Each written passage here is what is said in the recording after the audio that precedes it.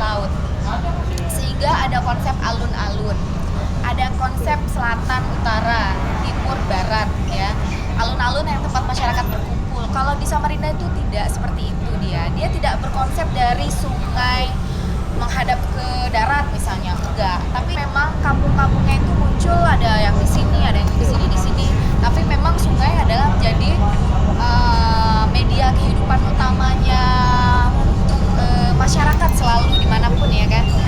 Karena dia sumber air, kemudian dia juga sumber lalu lintas untuk transportasi kemana-kemana gitu. Tapi kota Samarinda tidak berkembang dari satu titik kemudian menyebar, tapi dia memang ada, sudah ada. Kalau saya kan waktu itu kampung ini yang udah memang mikir ada di sini. kenapa sih sungai itu di Samarinda itu kan di selalu dijadikan kambing hitam untuk urusan banjir gitu. Dan menurut saya itu juga kesalahan sedikit gitu. Dan terbukti cara mengatasi banjir dengan mengotak-atik sungai itu belum dari belajar dari Jakarta itu udah 30 tahun lebih, sudah berapa gubernur, sudah berapa triliun dengan konsepsi yang disebut apa normalisasi itu. Nah itu korupsi apa?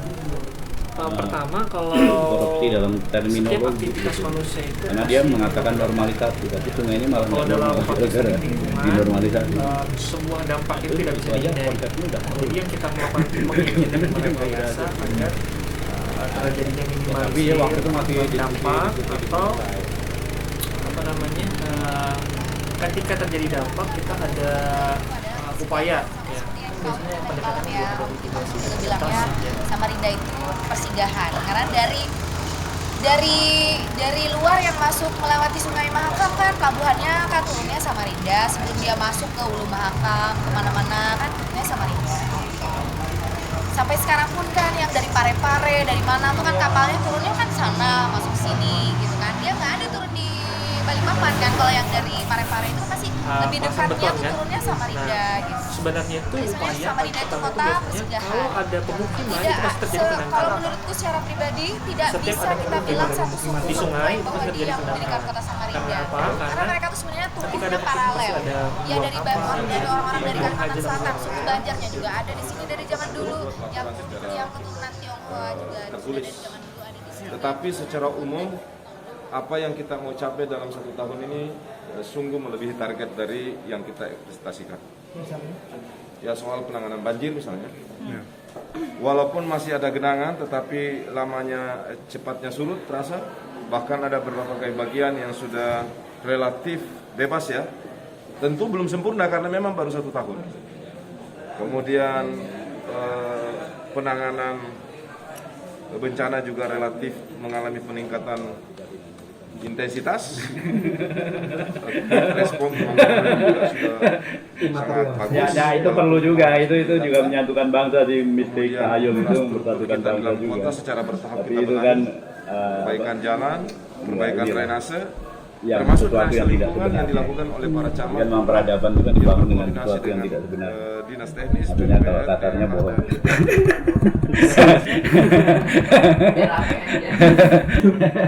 Itu. Tapi ya karena begitu, tapi karena authority based knowledge kan gitu kan. Kalau yang ngomong rektor namanya ya benar sudah. Kalau yang ngomong wali kota benar gitu. Bukan evidence based kan. Tidak perlu penelitian. Cukup ustadz atau pastor yang bicara benar.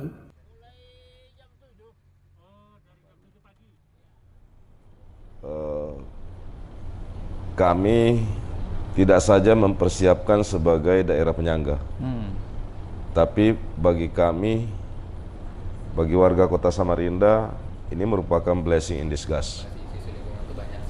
Ya, kami ingin menjadikan momentum ini, mudah-mudahan Samarinda bisa menjadi pusat pertumbuhan ekonomi baru, khususnya Indonesia bagian tengah.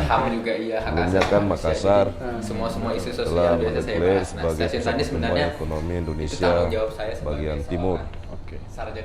Nah, momentum strategis ini Kaltim khusus untuk Samarinda tidak hanya harus mempersiapkan dirinya sebagai kota penyangga, menurut Apalagi saya harus Samarinda bisa sebagai ibu kota provinsi. menimbulkan dampak terhadap masyarakat. Stasiun tani itu sebenarnya ide terpikir adalah yang pertama, alasan salah satu yang membuat petani kita itu tidak maju-maju, salah satu adalah pasar yang tidak adil. Cara mendistribusikan produk pertanian, kemudian harga yang tidak adil bagi petani dan segala macam. Stasiun tani itu memfasilitasi petani-petani lokal yang punya karena hobi jalan-jalan traveling produk yang ke luar negeri bang, misalnya ke Jepang, ke Korea, Thailand. Setiap kita ke negara luar itu kita pasti ada tujuan ke tempat. Aku pengen kalau ke Jepang aku pengen ke Akihabara, kalau ke Korea pengen ke Myeongdong gitu kan. Itu yang nanti kita akan fasilitasi. Jadi kita lagi nyari tidak punya ke tempat tujuan gitu yang kampung-kampung, terpusat. kita Setelah diskusi berpikir sama itu, petani kira-kira apa yang bisa kita cari dikembangin di Samarinda, desa Kaltim tersebut. itu Nanti pariwisatanya swasta. peradaban saya Gitu. bilang. Kita tidak seperti kota-kota lain yang memang punya BUMD, BUMN yang memang ada dananya, ada dana maintenance-nya setiap bulannya gitu. Nah, jadi gini, Belum sampai ke sana. Kaltim saya belum juga sampai ke ngerasa sana. sekarang itu bisnis itu bukan soal siapa yang bisa bikin kopi enak bang, tapi tinggal bagaimana cara bikin kopi laku gitu kan. Semua orang bisa bikin kopi enak, tapi nggak semua orang bisa bikin kopi laku. Nah kebetulan di masa sekarang ini yang saya lihat, yang saya teliti, konsep untuk berbisnis perkopian ini membutuhkan crowd, membutuhkan teman. Nah terus makanya saya nekat dulu mengundang teman-teman untuk datang, teman-teman dalam tanda kutip teman-teman yang punya yang memang pemain bisnis kopi di Samarinda gitu kan, untuk lihat dong tempat kita adanya minyak, makanya Belanda datang ke Samarinda sanga-sanga, dia cari-cari ladang-ladang minyak, cari sumur-sumur minyak. Gitu. Kenapa dia ada di Samarinda ya? Dia bikin kantorannya istilahnya di sini. Belanda juga datang ke sini menjadi Indonesia. Supaya apa? Supaya kita punya kepastian berusaha salah satunya. Kita bilang bahwa kita telah gersang dan tanah yang salah disubur untuk memberi makan satwa endemik. Label-label ekowisata pun juga dipakai untuk mematok harga paket liburan, tidak untuk memberi akar pengingat manusia dan alamnya. Nyatanya, usaha menjual lokasi wisata tidak pernah terlepas dari persoalan keberlanjutan yang menuntut perlakuan adil manusia atas alamnya. Tidak bisa dielak, beberapa destinasi wisata unggulan Indonesia bisa menjadi contoh saat COVID-19 mencapai puncak kritisnya. Keadaan masyarakat yang hanya mengandalkan diri pada sirkulasi ekonomi wisata, banyak yang akhirnya mengais dana bantuan yang belum tentu merata hanya untuk menyambung hidup dari bulan ke bulan. Oleh karenanya tidak cukup hanya menjaga alam pada pos-pos wisatanya saja, tapi harus melihat lain secara juga.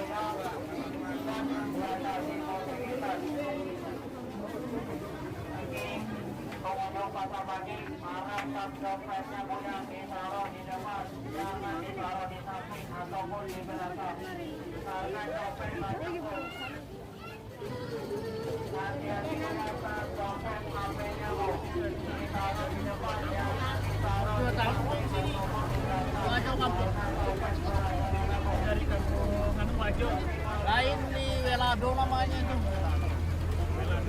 Dapat informasi ada event mau bikin gagasan apa, kalau dulu emang harus kenalkan diri kau dari mana dan perlu waktu untuk kau bisa terjun atau ikut.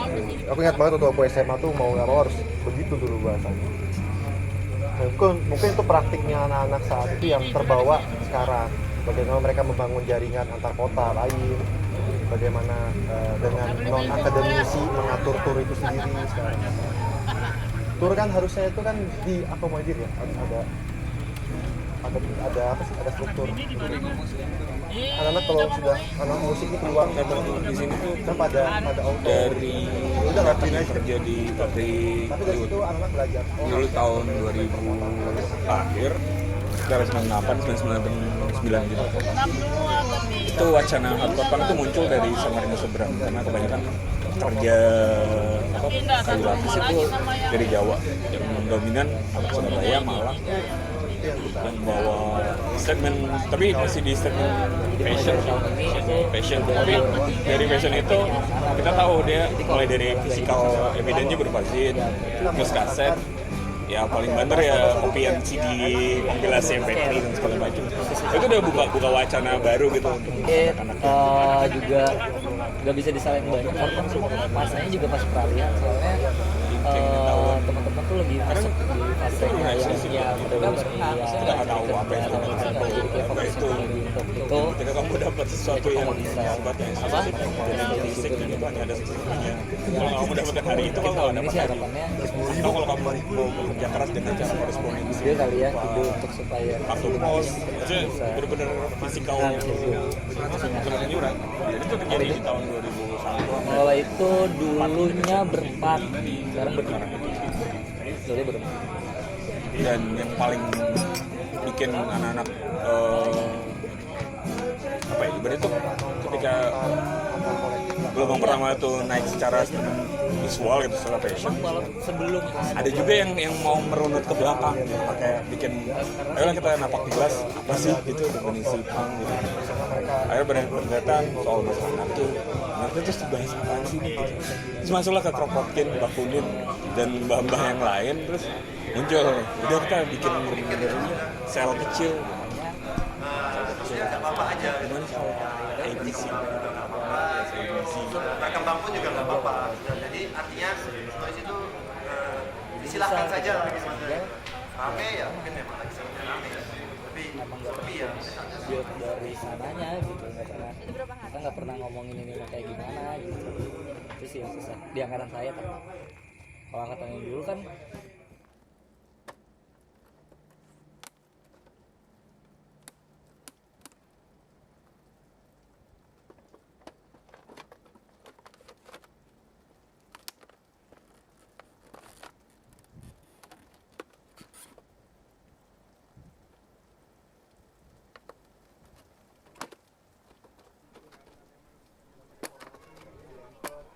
mau bikin jalan kenapa kalau dulu emang harus mengenalkan diri tahu dari mana dan perlu waktu untuk mau bisa pergi atau ingat banget waktu